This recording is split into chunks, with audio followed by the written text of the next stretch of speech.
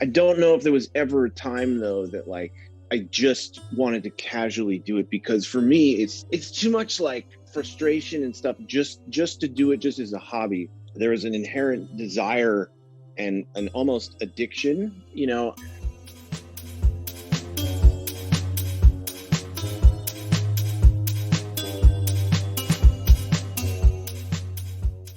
Welcome to the Flying Fruit Bowl, a platform dedicated to the discussion and exploration of art and the creative process. In today's episode, I had the chance to talk to the incredible Alex Selkowitz. Alex is an oil painter based in LA whose work evokes a sense of mystery and intrigue, painting pensive images of contemporary suburbia which are often absent of people. His work questions the way we display our interior emotions within our exterior settings. I had a great time talking to Alex about his work, and this is the first part in a two-part interview. The best place to start is I start with everybody, all the interviews I've done so far. It'll be just tell us a bit about yourself and how you became an artist. Well, that is a long story, but I think you know, I feel like I've always been an artist in some form or another. I was always attracted to visual. I was always attracted to visual things like movies and cartoons and comic books and you know video games or something. As a kid, and I have an older half brother who's much older than me, and so in essence, I grew up kind of like an only child, which has its pluses and minuses, I suppose you could say. But I spent a lot of time immersed in all of those things I just mentioned, like comics and comic strips too. So I've thought about all of these things. I have done some interviews over the last year or so, one with you a while ago and everything, and answering a lot of these questions. And I really started thinking about that. I've spent a lot of my life looking at things in a frame, so to speak. So Yeah. A movie, on a TV or in a movie theater or whatever has these frames. There's lots of composition constantly going on.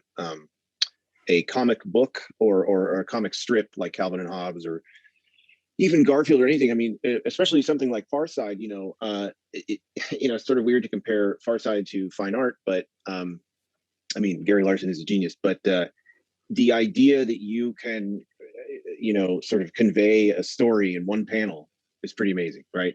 And I think, a lot of really great painters do that too. That just kind of, and as years went on, I, fluctuated in and out of different things. I wanted to draw, I wanted to make cartoons, I wanted to do all these things. And so all of this visual stuff just got embedded in me, I think. And then for the last, I don't know, about almost 2 decades now, I have been working in the film business doing, I work on lighting crews. And so I'm just, 12 hours a day or whatever. When I am working, it's sporadic, so it's not all the time. But when I am working, it's just, hours in the day of just on set, looking at lighting, seeing stuff, all different types of stuff going on. Light, I've witnessed the, evolution of LEDs and all these things, and all of that stuff. I think just really coalesced into, I'd say about 7 or 8 years ago, I finally, I had taken a break from, I was drawing a lot of everything, and I kind of got into kind of went down a bad path for a while. My life got a little out of control and sort of came out of that stage of my life. I got married, and that was a wonderful thing, and it really started like fine tuning what I wanted to do. And so I'd say about 8 years ago, I really started getting into the idea of painting. Suddenly was attractive to me. So from that, I think, all of these things that I've been doing for years and just watching and looking at and drawing my own little scribbles and whatever you want, digital stuff and just anything, all kind of poured out into this. And then I got really hooked on the idea of paint. I started with watercolor, which is so hard to do. I mean, making art in general can be very challenging for a myriad of reasons, but watercolor was especially tricky. It's just so finicky, and I tried acrylic, and that dried a little too quick for me, but I liked the idea that it was a little more opaque, a little bit more controllable. And then I found oil paint, and that really, like, I was like, oh, this is it. Like, this is what I've been looking for, because it's so, you manipulate it so much, do all these things to it, and it just has the texture and the shininess. So I think that's kind of, I'm not sure if I'm actually answering your question of how I became an artist. I think it was just a lifetime of just visual imagery, and it finally just it reached a point where I figured out how I could actually sort of take some of that stuff and put it down onto a canvas or a piece of wood or what have you, you know. So, but I've always been creative, and I've always been attracted to color and you know, composition and depth, and sort of this like illusion that a 2D plane can give you, this three-dimensional space. And I don't know. So does that answer your question? No, just no, that's perfect. I mean, there's no right answer. So absolutely, of course it does. I know. Sometimes I tend to I feel like sometimes I just go off on these tangents because there's so much stuff swimming in my head. This is why I love talking to people. Like, this is why, because all these tangents, I'm exactly the same. Most of my editing is clearing out my own tangents, but I love it. Personally, I love it. That's the whole, like, it shows you as an artist and you as a person and you as a human. Yes. You know, the person behind the painting. Like, I personally, that's why I love doing this, you know. Yeah. So I was actually quite surprised to learn that in many regards, you're pretty much self-taught. And I'm quite impressed by that. Like, could you talk a bit about your kind of journey in terms of, at what point did you go from being like, okay, this is kind of fun, to, okay, actually, I want to be serious about this? You know, I don't know. I mean, to answer really just sort of off the top of my head, I don't know when it actually stopped.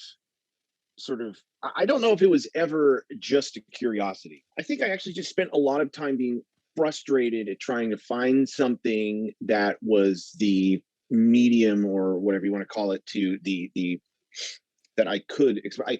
I think I've had this sort of desire in me to do something with it, and I don't know if it was ever just like, I kind of want to do it as a hobby. You know what I mean? Like, I think that I feel like I've had the desire and the drive to do it. I mean, once I guess kind of once I started messing around with oil paint, I did take some lessons, and I still contact him on occasion and get his critiques. And, you know, he's an amazing painter. This guy, Scott Yeskel, who's a wonderful artist, you know, cool guy, established LA artist. He's done very well for himself. And so he sort of, I took some lessons from him, and he sort of steered me in the right direction of like how to actually use oil paint. He showed me some other artists. I'd already found some that I liked, some painters and stuff like that. And so I think around that time, I started just making things. And as I got the tactile, as I got the feedback from it, as I got my own feedback, or not my own feedback, but my own sort of, what do you call that? Gratification, I suppose. I don't know, self-gratification thing. Yeah. There was this gratification in it. And I realized that, like, I could, like, actually make something and show it to people, and they would be like, oh, wow, you know, you're, you know, I remember a friend of mine said to me, so I had mentioned to him on the phone that I had, like, kind of gotten back into art, and all throughout my childhood and into even up into high school, like, people knew that I liked to doodle and draw and just, like, sketch silly stuff, never serious things, but all kinds of weird cartoons, you know, get really stoned and, like, draw all this stuff. And he thought that's what I was doing. And then I showed him some pictures, and he's like, oh, you're actually making art. You're actually, like, I thought you were just screwing around in your notebook again. So it was, you know, I think around that time, I sort of realized that I was doing something that people would be interested in. And then I got involved with Saatchi art, and I just decided, what the hell, man, I'm going to put some stuff up on there, take some photos, go through the process, upload it. And there's actually once somebody bought something, I was like, God, somebody just pay me money for this? Like, that was kind of weird. I mean, I don't think that, you know, that's the end all be all, but I think that really, it wasn't the money. It was like, because I like you, I have this, you know, sort of full-time job, and it, it wasn't the money that I was getting. It was like, it was the concept.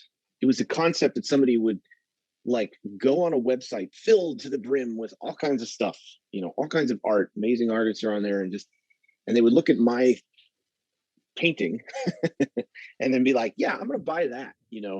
I want that person's art to be on my wall somewhere, in my home or office or whatever. And so that kind of, I think that was a moment that I realized, like, oh, okay, people understand what I'm doing. Because I think, like a lot of creative people, and I've always had my own issues with this, of incredible self-doubt and being, I'm not good enough. Like, what am I doing trying to do this? Like, who cares? Like, I should just go back to moving film equipment for the rest of my life or something. And, but the feedback and the recognition is sort of was like, oh, people actually understand what I'm doing. And, that kind of helped reframe something in my mind to where I was like, this is actually possible. I think this might be the thing. I can express myself through this. And it seems like some people get it. I don't want everybody to get it, because I think if you appeal, in my opinion, if your art appeals to I don't know if it's even possible, but if it appeals to too many people, I think you're not being true to yourself. So you really got to like, and that kind of propelled me to sort of hone in on what I was doing, I guess. Is how I kind of think of it. I don't know if there was ever a time, though, that like I just wanted to casually do it, because for me, it's too much torture to do just it's too much like frustration and stuff just to do it just as a hobby. There is an inherent desire and an almost addiction. I've been sober for a long time, so I know that I have a very addictive personality. And so there's actually this like drive in me to like, I have to do it. I have to get out to the studio sometimes and do this stuff. And then since I have to do it, I might as well try to like, transition away from one career into making this my full-time thing. So it's too engulfing in my life to be just a hobby. I have to like make it more than that. You know what I mean? So absolutely. And would you like it to be a full-time career? I would love it. Yeah. I mean, I there's some things to figure out with that. I've, obviously talked about it with my wife, and we have things to figure out, but it is something that I may try to transition. I'd take a chance and sort of transition to at some point would be amazing. Yeah. Well, I'm not just saying this because I'm talking to it, but personally, I really think that is very achievable for you. I really do. Thanks, man. Your work is very fascinating. It's the kind of work that appeals to me, which I feel like I say to everybody I interview. But it's the work that it appeals to me. It really, really does. So yeah. So I think it could definitely for sure happen, like 100%. And I like the fact you said that it engulfs you. I think that's a good sign. It means that you're not dilly-dallying and like, oh, okay, yeah, it's just something to do. It's like, actually, you're passionate about it, and it's, you'll make the effort to do it, as opposed to just being like, oh yeah, I should do it on the weekend, just for a laugh. And I like that. I like the seriousness of it. Yeah, no, there are definitely things that I do in my life that are just kind of messing around for fun, and of course there's a lot of like, sort of related things that I do that are. There are related things that I do that are like related to, the art. Like there are programs like Blender, which is like this free. Yeah, of course, yeah. I mess around with that stuff. I use it to like model some paintings. Sometimes like I'll sort of set up an arbitrary thing because it's all very realistic, and you can basically simulate light. I mean, people that are really good with it can make Pixar quality stuff. I don't, try to. I just screw around with it. It's fun. I can sort of create shadows and shapes and sort of feel like, oh, that's kind of cool, and I can like overlay that in a, so I use it as like a notebook. But it's just kind of fun to mess around with too, because it's such an amazing program. Like I just, and other things, those are fun. Those are just screwball stuff, kind of fun puzzles to figure out, like, how could I make, realistic water and then like put something in it, and I wonder what that would look like, so that's just kind of fun to mess around with.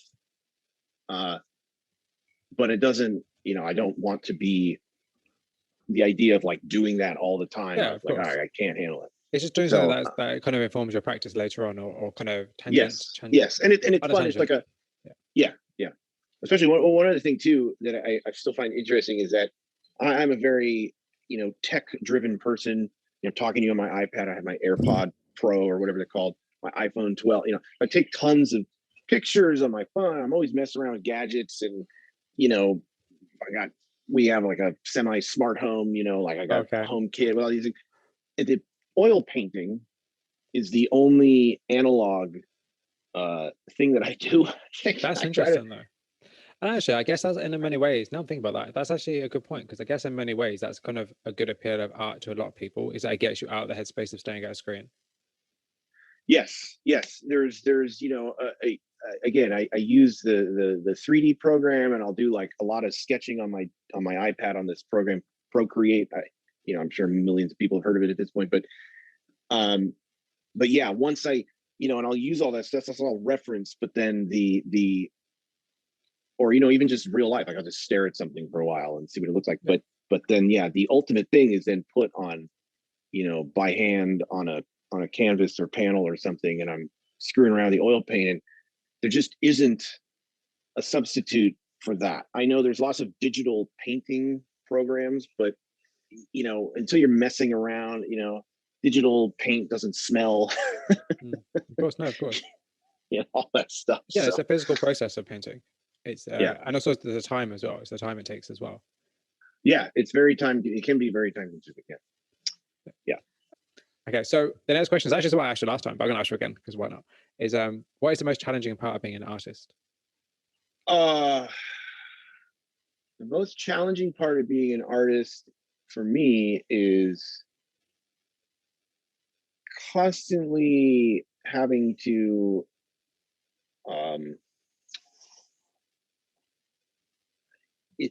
I'm lacking the word. I think the most challenging part of being an artist for me is the constant reaffirmation that I'm doing something that has meaning.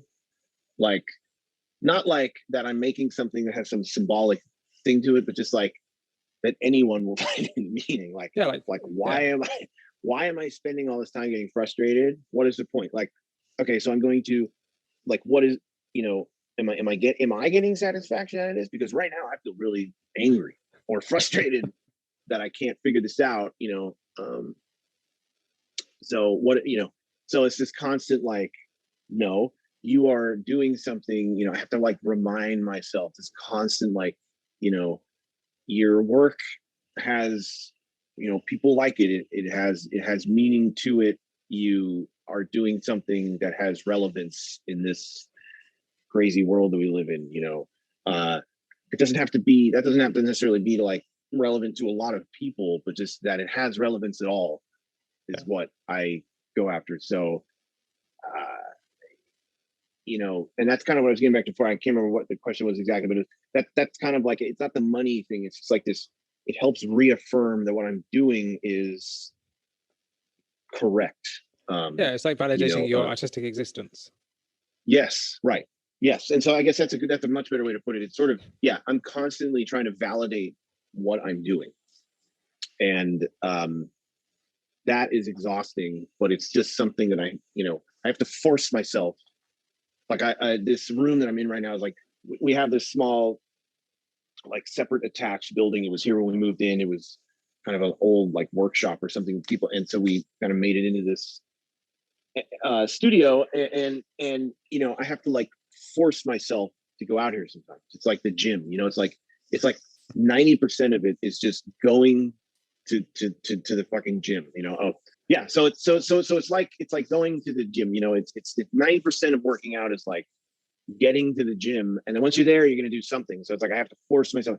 So that is a moment of validation, getting out here, just like sitting, and I'm like, oh God, what am I working on now? And because I'll work on like 4 things at once, and just overcoming the fear. There's always fear of something. So fear of like, I was like, God, I don't want to go out there and make a mistake.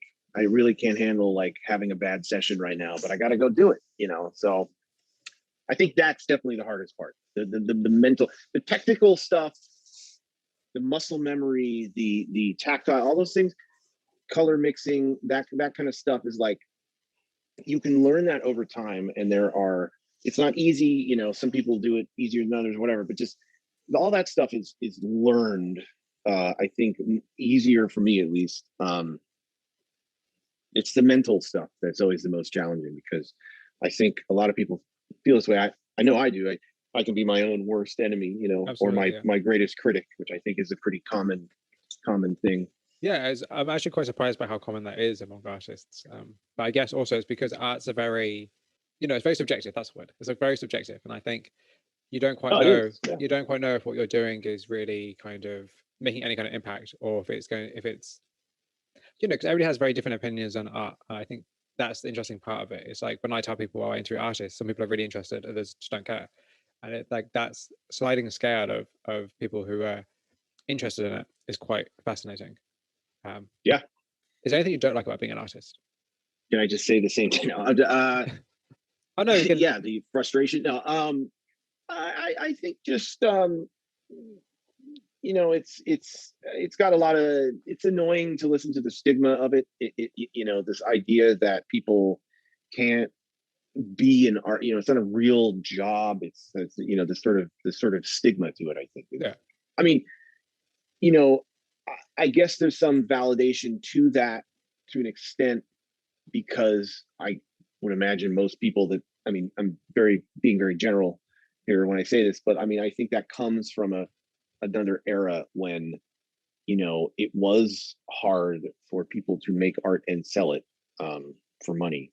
And I think that is a challenging thing. I think it depends what type of art you're making and what it is. And, but I do think that there's still these sort of leftover opinions of who an artist is, what an artist does, is it work? Yeah. And so, it's kind of annoying. I don't like listening to that. And it's sort of, I don't think it does any, that just plays into the whole idea of like, does art have any, real worth in the world? It's just all this kind of silly stuff that people just discuss for no reason. I think that anything is, you could say the same thing about a lot of different, areas of fields of work. Sitting in front of a computer all day may not be, it may provide someone a steady paycheck, but is that fulfilling? I don't know. But I think mostly I would say that's probably the most aggravating thing, is I think that when you say, especially in my situation, where it's like I sort of have this like, somewhat steady union job, and I kind of say to people sometimes, I'm like, I'd like to steer away from this and try to do this, and they just kind of look at me puzzled, like, like really, and or at least I feel like they are. I don't know. Maybe some people. I'm all about, I want to try to pursue my dreams. I have a family and we have kids, and it's wonderful. But one of the things that I want to teach them is you got to go after your dreams. You just do. It's you have to at least try.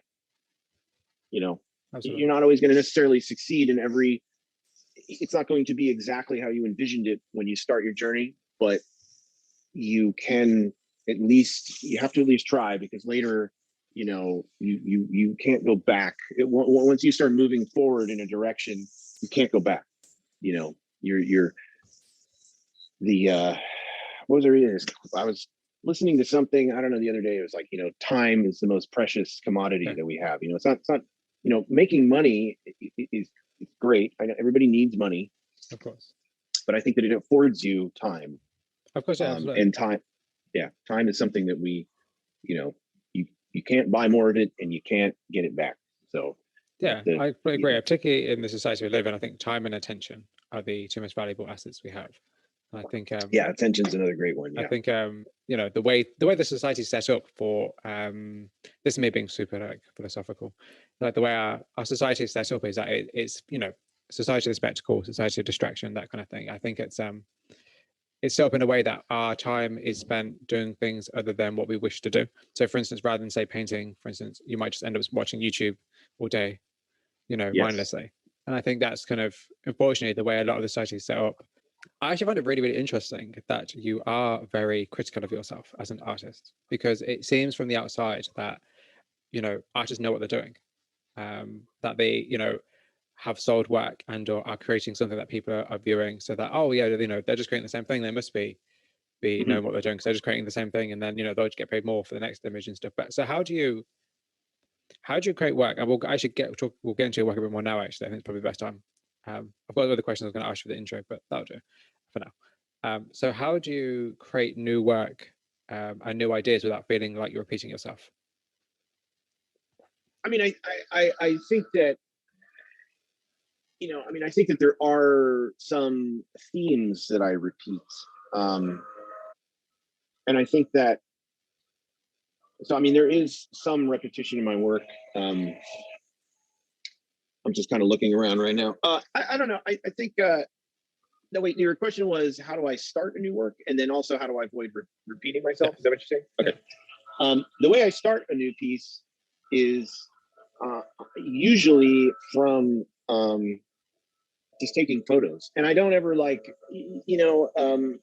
don't really like stage things very much. I don't, stage a photo.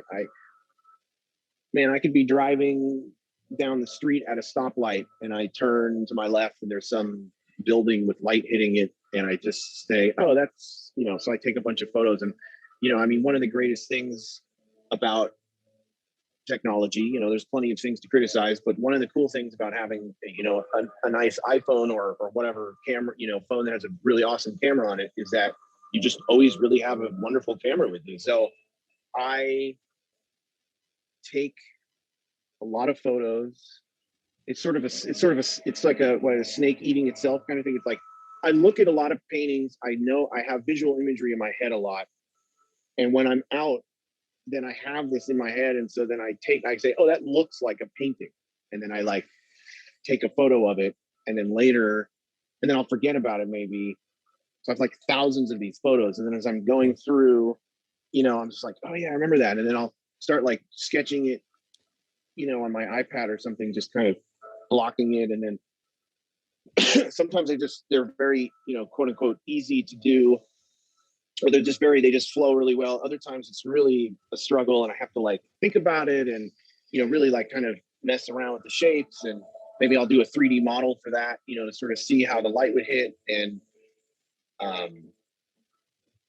it's just a whole evolutionary process. Some of them don't work out, and so I just throw them to the side. And then it's a very evolutionary process in that way. So it's sort of the constant study and looking at other, photography, paintings, movie stills, just anything that I see, that is usually how I at least begin a painting. I don't know if I actually avoid repeating myself sometimes. I really do think that, I mean, there's at least themes that I repeat. And I just, I try to push it. I mean, maybe you could say that oh, well, paint a lot of chairs or something, but it's I try to make the composition different, and maybe it's a different, dimensional thing, right? Maybe it's a square, or maybe it's a, rectangle or something. It's just, but I think that in the end, I end up repeating myself to some degree, because I continue to find that subject matter interesting. And really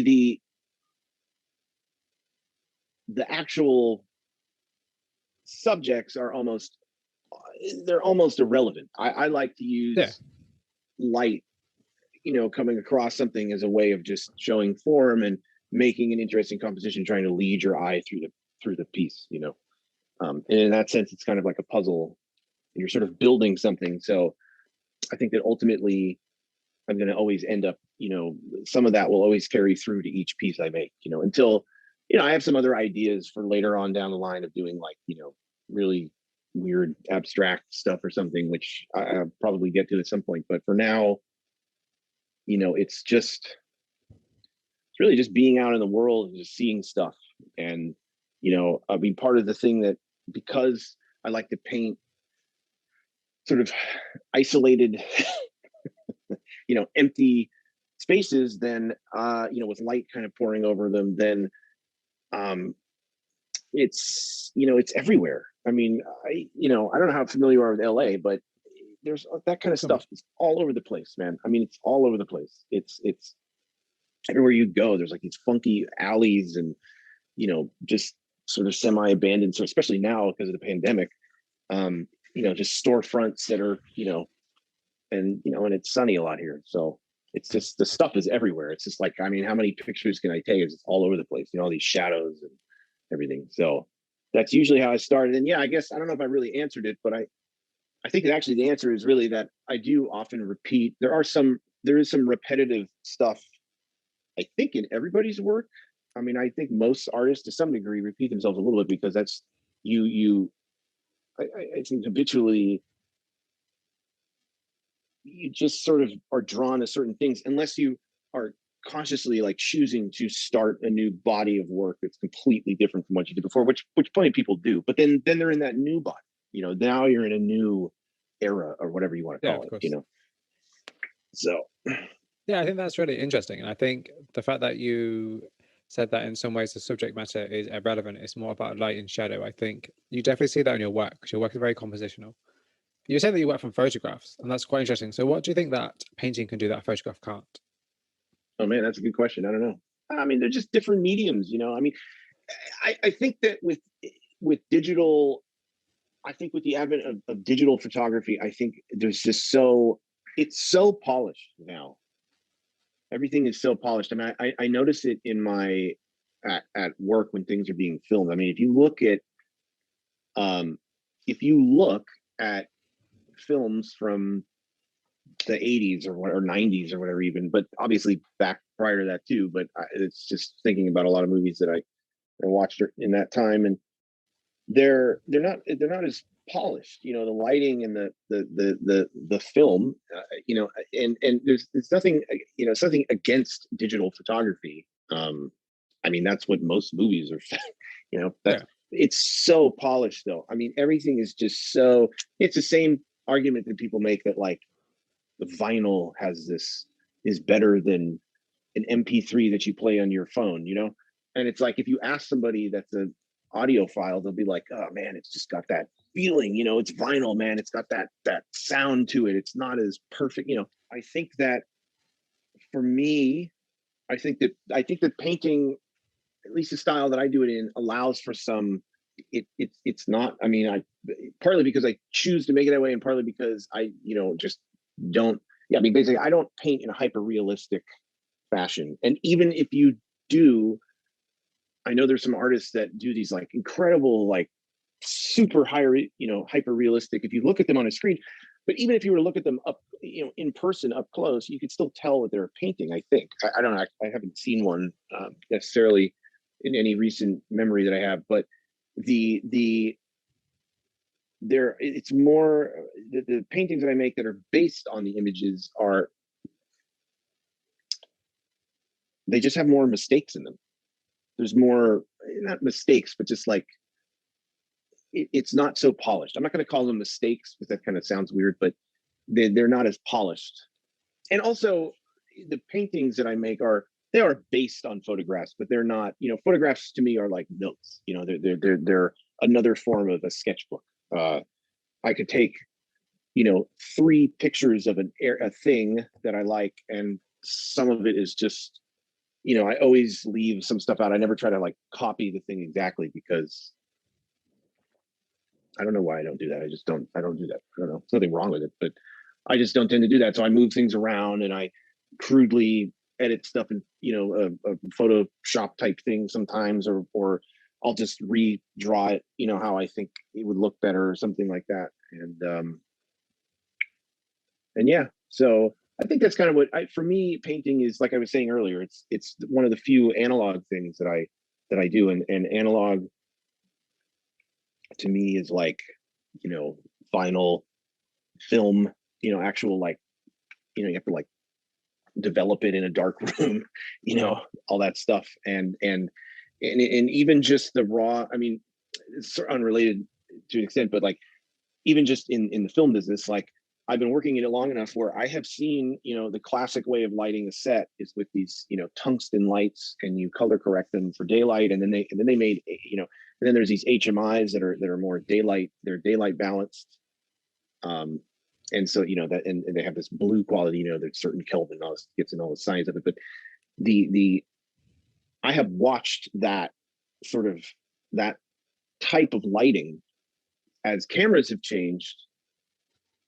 These high-end digital cameras that film all this stuff in raw image, and then they do it all in post. The lighting, the units themselves have changed to LEDs. It's not all LEDs, but it's a lot of LEDs now, and the quality of that has changed a lot, and it looks very polished. Just everything is so crisp now because it's so high definition. I was looking at something like, there's some TV out now with like 8K. It's so, our eyes, I don't even think, I mean, I'm not an expert on this kind of stuff, but I don't think our eyes can even, the difference between 4K and 8K. Like, I would challenge most people just glancing at the TV, watching something, to even really notice much of a difference. I mean, it's so incredibly full of information that you're just sort of blown away by it. And I think with a painting, unless you're choosing to be hyper realistic, which is a very specific type of painting style, a lot of people, even when impressionism, and I'm just talking about like representational painting, kind of like what I do. Like, I sort of, there's stuff that's, you look at it, you're like, oh, okay, like I can tell what this stuff is. There's plenty of people that do amazing abstract expressionist work and all these other things.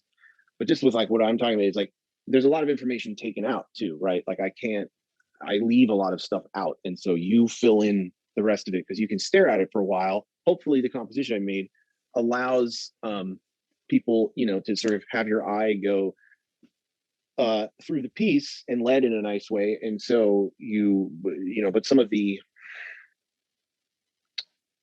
information is taken out, so it's easier to look at. I mean, when you're looking at a giant, photo or whatever display, is like, there's just so much information.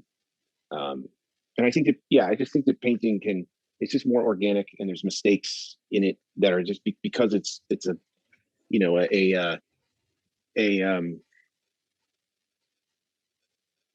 it's a material. It's a moving viscous material that you can control to an extent, but not 100% of the time.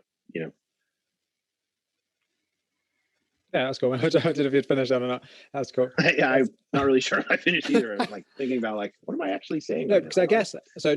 I kind of guess maybe the kind of defining line is that art is a reinterpretation of the world, whereas in a photograph is a representation of the world. Maybe I think so. I mean, a photograph can be a lot of things, and a photographer can capture a moment that is purely. You can capture a moment that's very representational of what's actually occurring, or you can. I'm again leaving out like all the Photoshop stuff that people can do, because obviously you can do whatever you want with that now. But just, I mean, you can frame a thing to make it look very not representational. I mean, you can get really close up and get a very micro looking thing, and it's almost its own little world, or you can get pulled back and it's almost so abstract because it's so far back from the subject. But yes, basically, I think that it's, a painting can both represent the world, and also you're able to pull elements out and leave this. You can increase the color saturation. You can make all these things happen. That I think is doable in a photograph, but not quite the same. I don't. Yeah, absolutely. Like, absolutely. There's more imagination there in a painting.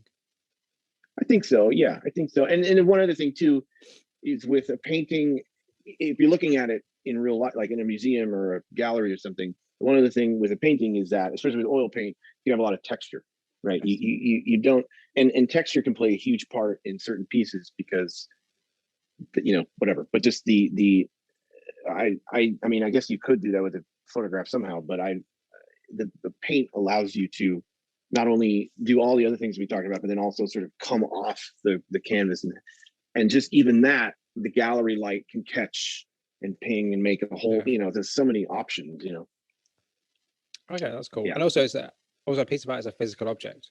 Like, you don't have to print it out. It's a physical object. It's tangible in the world. as opposed to being Yes. on a screen. I think that's also plays a huge Yes. role, quite an understated, but quite a huge role in the creation of art. Yeah, no, for sure. Yeah, it's going to hang somewhere, or if it's a, I don't know, if it's a statue, it's going to sit somewhere. It's going to exist somewhere. Yeah, it has a physical life in some way. Yes. Yeah. Yes. Yeah. Oh, yeah, so that's cool. So I'm going to read a quote that you said in an interview from somewhere else. So All right. a quote from you. Probably, I don't know if it's a good idea to quote yours for me to quote you, but okay. So you said here that the idea that transcends throughout most of my work is calmness within a frenetic world. Frenetic world. It stems from my own personal pursuit of wanting to feel calm and balanced in my own life. Yeah, could you just talk a bit about that in terms of, because obviously, as you said earlier, your images are quite isolated. They're very kind of empty and very pensive is the way I describe them. Can you talk a bit about that and about the idea of balance and calmness? Yeah, I mean, it's fairly straightforward. I think I spent many years as when I was a kid. I struggled a lot with anxiety and depression and all these things. And into my teen years, I got into lots of drugs and alcohol in my early 20s and all these things, and lots of problems arose from that. I won't go into too many of those stories, but just basically it was not good for me, and it was going down a very dark path. And so from sobriety and from retuning and trying to be a better human being and exist and contribute back to society, and like I mentioned before, I'm married to a wonderful woman, and we have our son who's he's going to be 5 this year, and another one on the way, actually. And thank you. And all of these things. I mean, of course, all of that. The kid aspect adds chaos, but a good kind of chaos. And it's my life would not be what it is now. It's so filled with good things, but it's filled with so much stuff that over time I haven't been doing it enough lately, but I have grown into the idea of, I guess maybe like 3 or 4 years ago, I really started meditating. And I think that has allowed me to calm my mind down and, sort of step back for a moment. And that's really it. I mean, it's just, I think it's an appreciation for, I guess what I meant by that quote is this sort of, it's in my mind, in my life, I do want things to be as calm as possible. And, that's not going to happen all the time, obviously, but it's a goal to strive towards, and I think by being, trying to center myself and make myself better, than I can do, better for others. And so, and I just think I think it's in the, I mean, inevitably it just comes out in my artwork. It's like, there are moments in time where you're out somewhere walking around or something, and it's just like you stop for a second and the air is still and you're standing there by yourself and it's quiet just for a moment maybe, and there's just that can be a very powerful moment where it's just like for 1 second everything lines up and the world is very still, and then the traffic goes again, blah blah blah. But it's just like there's those little moments in time I think are really important to think about.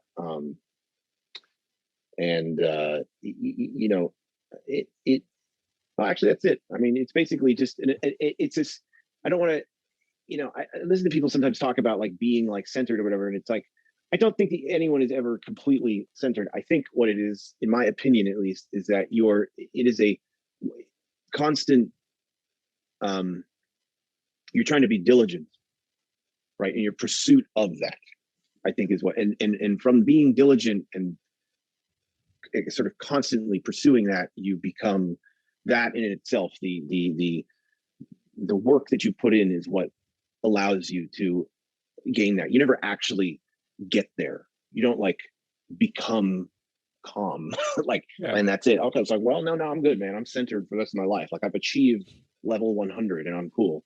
It's a constant daily thing of like at every moment, and you all these interactions throughout the day, and it's just, the only thing you can control in life is your reaction to other people's stuff. You know what I mean?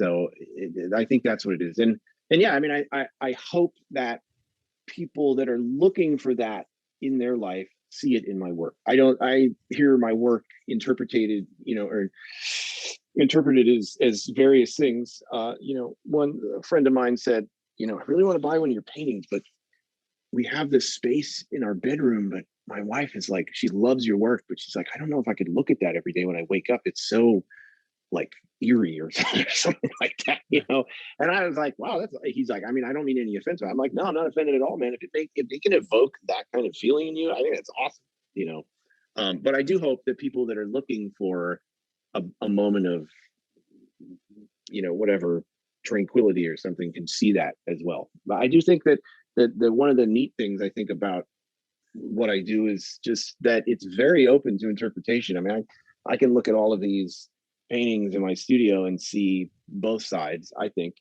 my mom once said, she looked at a bunch of stuff I had done and she's like, are you okay? I mean, she said it with a smile, just it's her type of humor, but which I thought was funny, because it's like, yeah, man, I mean, you can look at this stuff. I mean, I think you use the word pensive and it, pensive can kind of, it's sort of in the middle, sort of like something's about to happen or something just did. And yeah. Who knows, but yes, but I think the pursuit of, in this crazy world too, especially with everything that's happened in the last couple of years, just, it's important for people to take a moment and try to, just take a breather and be calm. Yeah, absolutely. And I think, it's like the ambiguity in your work that keeps people engaged with it, because it's like they look at it and rather than just like looking at it, like, okay, I'm informed that this is a certain landscape, or I'm informed that this is a certain building, or this is a certain object. It's like, this is a space. Right. It's not, because it's not just a nice landscape. It's not just a picture of like, say, a pretty woman, for instance. This is a space. This is kind of a moment. And it's like, you get to choose how to interpret that by looking at it and kind of, as you said earlier, immersing yourself into it. It's the immersion of your work. That's, for me at least, that's what I get out of the work in terms of when I look at it, because it's not just, oh, okay, that's cool. It's cool. It's cool as a deck chair. It's like, okay, so what relevance has this deck chair got to everything that's surrounding it and the spaces within and the environment? And then what does that mean for us humans and the human condition? It kind of opens up a lot of questions. That's cool. Yeah. Which I think is why I generally is why I know a lot of people who are quite engaged with that and who are interested in it.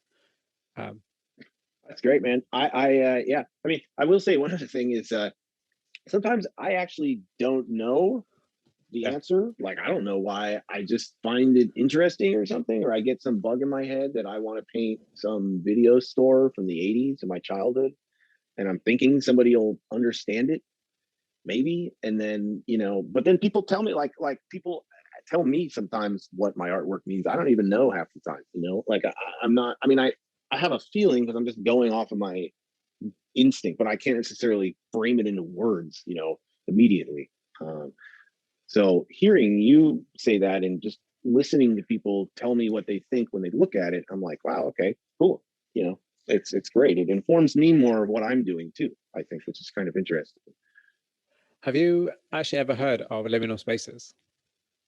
Liminal spaces? Yeah, actually, it's funny. Yeah. I was just going to tell you that, man. Yeah. I was awakened to that concept through Reddit and Instagram hashtags, and I started looking at that, and I was like, do you ever go on Reddit? I have been on Reddit, yes. Yeah. Reddit's like the one social platform that people still sometimes when I mention it, they're like, yeah, I don't really understand. I don't go on it. Like, I love it. I think it's great. There's so many weird, obscure niche things. One of them is liminal spaces or liminal or something. I don't know what it is, but it's like, wow, these are just these empty voids of like, some of them are creepy, some of them are very calming or whatever, but it's like, whoa, like where are all these pictures from? It's amazing. It's like a mystery. Yeah. Yeah, I actually started, this is just a weird social media comment, but I actually started putting that hashtag in my like little Oh, you know what? I'll go back to one of your questions earlier. What do I not like about being an artist? Social media. I hate dealing with social media. I don't want to. I don't want to sell myself. I don't know how to do it very well. I'm not. It's a challenge for me to engage. I shouldn't say I hate social media. I've actually met a lot of wonderful people like Yeah. yourself and others. So that aspect's cool.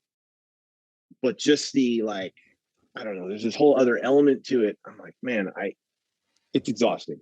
So Yeah. I think that's actually the thing is it's not so much that I don't like. I shouldn't use the word hate. I don't hate it, but it's not conducive to me personally, like in my own personality, because I'm somewhat introverted. And it would be one thing if I had other avenues of connecting, like if I had like pieces in a gallery or two, and I was also doing some social media stuff. It's like, hey, look, I put out the. But right now, that is how I put out artwork. So it's frustrating to be beholden to Instagram, right? Okay. So it's like I know that somewhere Mark Zuckerberg has created these algorithms with his team of people, and so it's like you're sort of beholden to that. So you have to like kind of bend your. It's not like I get marketing and I get the advertising thing. Yeah. Like I get that, whatever you got to. I mean, but there's this other aspect of it. I'm like, does it have to be Instagram? Can't we just have a just a platform like this for art? I don't. Anyway, that's a whole other. I should really, I should really think of starting something like that, because you're probably like, I've done 20 interviews so far, and out of the 20 interviews I've done, probably 20 of them have said the same thing in terms about social media and Instagram. And there's the fact that it's not that they don't like using Instagram, it's the algorithm that's really the problem, and the fact that it's not necessarily productive. It's very much a numbers game, and it's very much it's like a pick and mix. It's like it might get lucky, you might not. And I think that's such a shame, because time is, as we said earlier, time is the most valuable commodity that we have. It, particularly as an artist, you don't be wasting, you don't be wasting time on social media when it's not going to be helpful to you in your practice. Right, and it's like post that on there is sort of like my way of advertising, and it, at some level, I'm just like, I don't want to think about hashtags and like, oh, does this hashtag gonna get maybe more audience views and blah blah blah. I'm like, I don't want to think about this shit. Like, I don't, I mean, I get it. Like, I get it from a sort of a nerdy like tech person who always read science. Like, I get it. Yes, it's massive data. You have to label it. How else are you gonna sift through it all?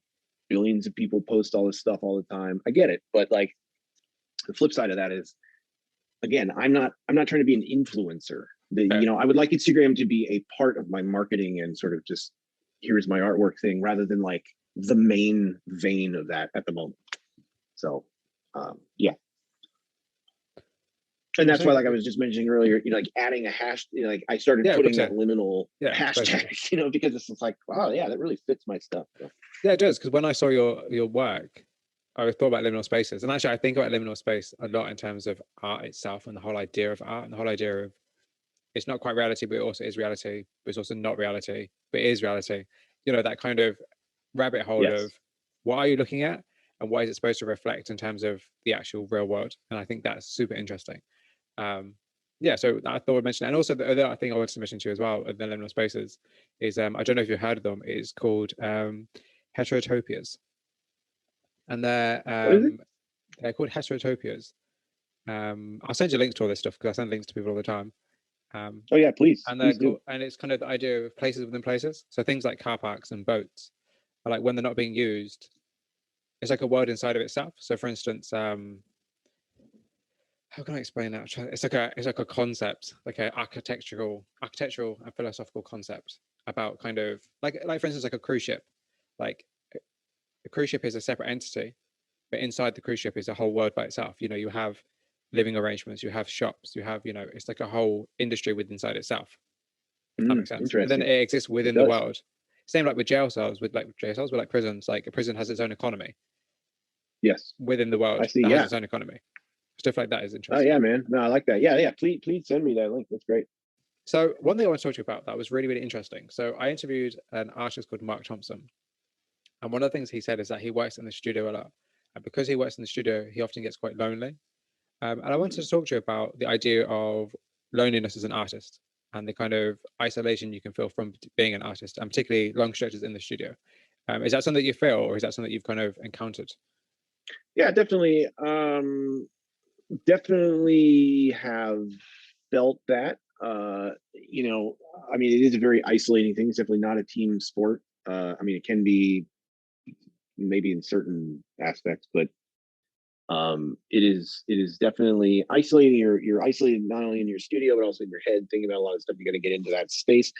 I mean, personally, for me, at the moment in my life, I mean, as soon as I walk out of the studio is here in my backyard essentially. So for the moment, we may move soon and then that'll change a little bit, but I'll set up shop some other way. But as soon as I go into my house, it's just, if everybody's home, it's like chaos in the house, and again, in a good way, but just like it's, you're not feeling lonely anymore. Like, and yeah, I guess the short answer is I completely agree with his take on it. And definitely it can be lonely. My long stretches in the studio are mostly broken up now because I'll have like a couple hours here and a couple hours there, and so it's more, it's not as like isolating as it could be, So, but no, I mean, I think that people that are artists probably lean towards isolating activities anyway.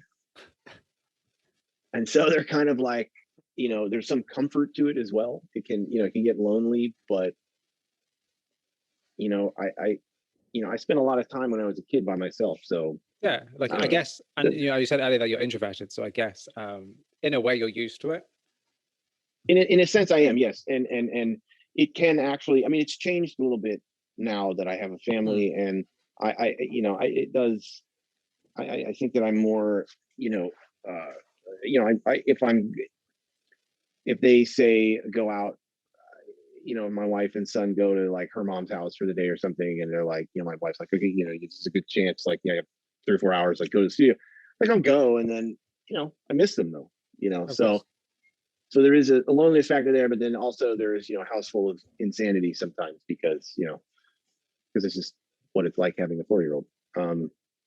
But yeah, I can definitely empathize with that. I mean, he's totally like, for sure, like you can just get immersed in your head, and then it's like almost like, coming out, like it's like, whoa, like, you've been, when you have those good session days and you really hit it and your brain is just like full tilt boogie and you're just really into what you're doing, when you come out of that, it's like, wow, it's like a workout. Your brain is like, it's exhausting. People think like painting is just like, I'm just gonna sit here, but it can be, I've worked long hours too when I work, and it's like I can be more exhausted doing 3 hours of this than at the end of it. You know what I mean? Because it's like, or even energized too. It's like, you just come out of there and you're like, it's like you're in a daze, So yeah. So yeah, totally feel that guy. I mean, it can be very like tunnel vision. I guess you get tunnel vision. That's the word I was trying to think of. Yeah, you get tunnel vision when you're out here, and then when you kind of come to, you almost forget. Like, whoa, wait a minute. Okay, wow, there's all these kind of things going on. Now I got to go back to my life, and so. Yeah, and I think it's good because you have that balance where you can go back to the chaos, because yeah. No, it's wonderful. Yeah, no, it's wonderful. And I think that I would feel a lot if I was doing what I do and not going out and seeing people and stuff. I mean, that's kind of like, just on the side note, like during the pandemic when, there was a period of time where we barely left the house because people weren't supposed to, and or do it very limited. And I would read these stories of people being very lonely, and I I felt bad for them, but I was very fortunate that between my son and my wife, I mean, there wasn't a dull moment. We were able to be with each other, and so it wasn't that way. So I was very fortunate in that sense. And I think it just helps a lot. Yeah. So COVID-19. So how has that affected you and your practice? I don't know. I mean, I don't really know if it affected me, to be honest with you, all that much. Yeah. I mean, my I'm still in a sort of transitional point with sort of going from one career to another. So I don't rely on this solely for income. I know that, people stopped buying as much art during the pandemic because everybody was worried about money, and, rightfully so. So, I know that hurt a lot of things in like some of the fairs. And I was going to be in a fair in LA last spring, but it obviously was postponed.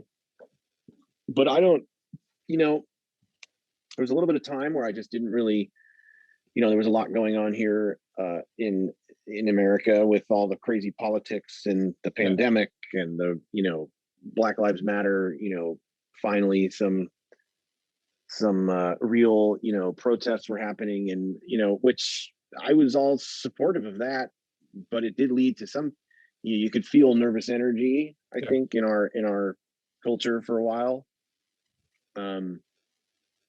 And I think that, I think for a little while, when we were sort of settling in the idea that this pandemic was like, it took like a couple of weeks, right? Like people were like, whatever. And then, after a while, after a month, you're like, wait a minute, this is okay. This is like a real thing. This is like this is like every 100-year type, like the pandemic, So I think that, I don't know. I remember just sort of during all that, I think that it mattered, art matters. And I think people creating stuff matters, and I just, for a little while, I felt kind of stupid making it because I was like, why am I, there's so much stuff going on, and there's all this like social sort of revolution here. And, I'm a very progressive, liberal leaning, whatever term you want to use.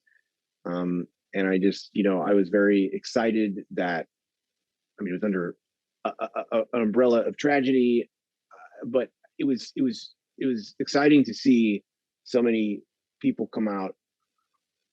And I think it was partly from the pandemic. And so, because everybody was at home and seeing all this, George Floyd thing and just all that stuff. And it was really interesting to see this big sweeping change. And for a little while, I thought, man, what am I doing? What am I saying with my artwork? And then, I don't know, I just kind of, we were home for a while, and I just kind of started doing it again, because after a while, it's like, I just got to keep doing this because this is the only way I know how to express myself.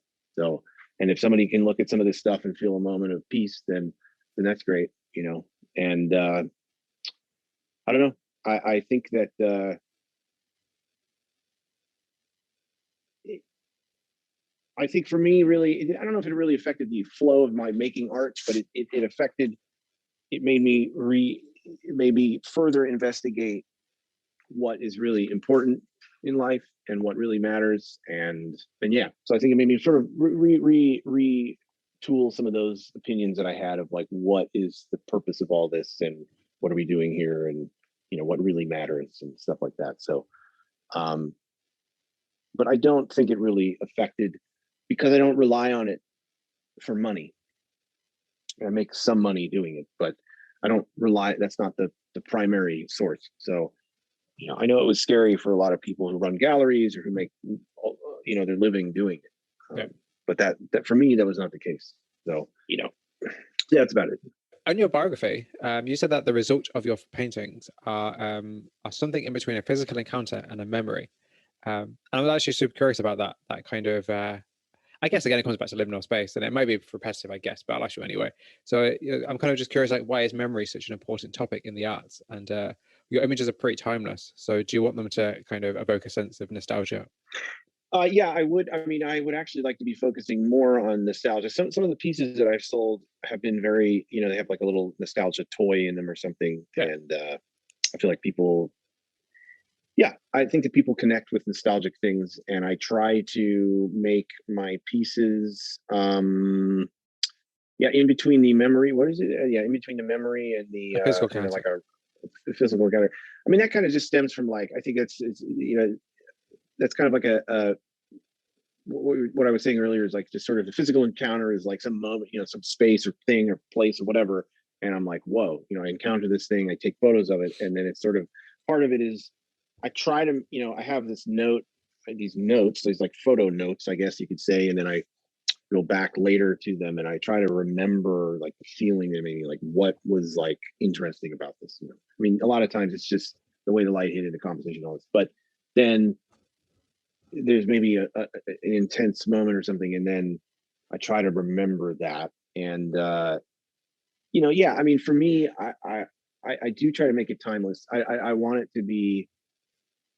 I think well, for one thing, it sort of, I think more people will connect with it if it's less specific. I try to not make it too specific, if I can, and I think that this sort of appeals to a broader sense of, because I want people to be able to put themselves in it. Yeah.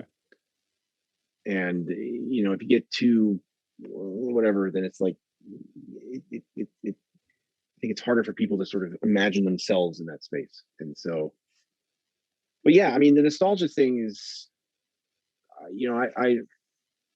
I often try, if there are objects in the scene, I attempt to sort of look back to the 80s, because that's, I was born in 81. So I just figure, sort of late 70s and the decade of the 80s, kind of like stuff that was made then was more, there was like some piece I did that had like a big wheel in it, like those old tricycle, and stuff like that.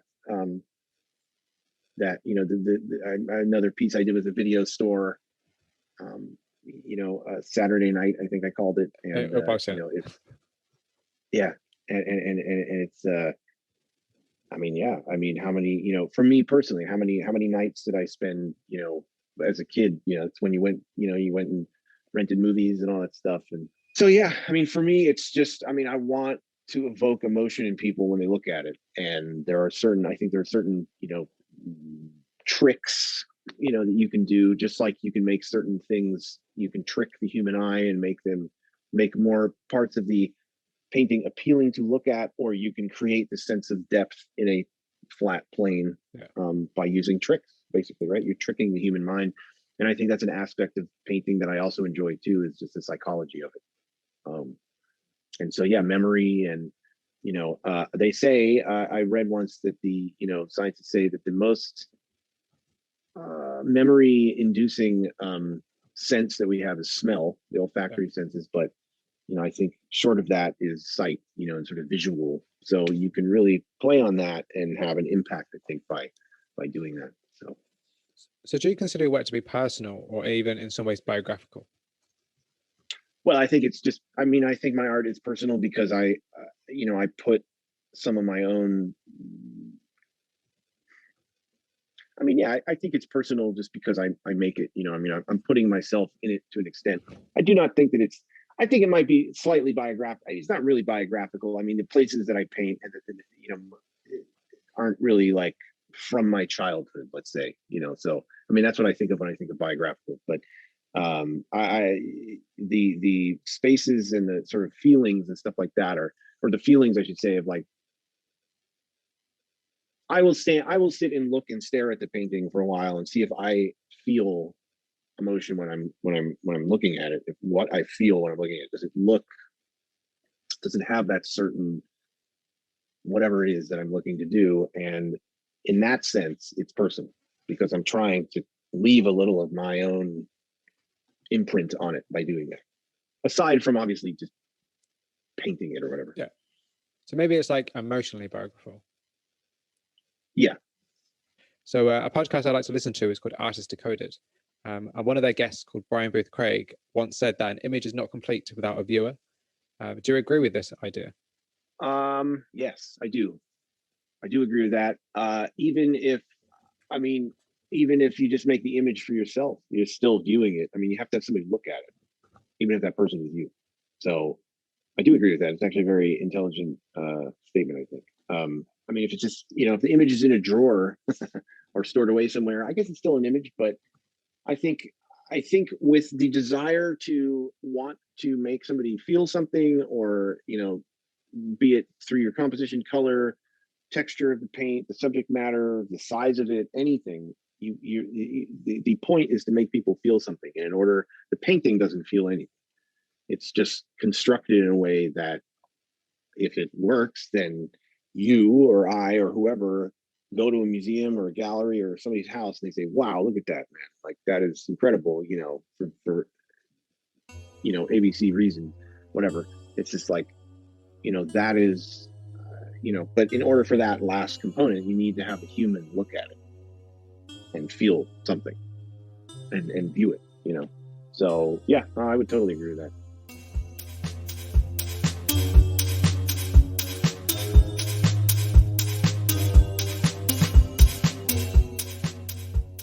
That concludes the first part of my interview with Alex Selkowitz. Thank you very much for listening. If you have any questions or comments about it, please get in touch via theflyingfruitbowl@gmail.com or via social media sites such as Instagram. The Flying Fruit Bowl audio interviews can be found on a variety of sites such as Apple Music, Spotify, YouTube, and wherever you listen to podcasts. Also, don't forget to check out theflyingfruitbowl.co.uk for daily art inspiration. And if you're a creative, please get in touch for a chance to be featured or interviewed. I love discovering new art, and our website is always open for submissions. Once again, thank you very much for listening. And until next time, folks, please stay safe.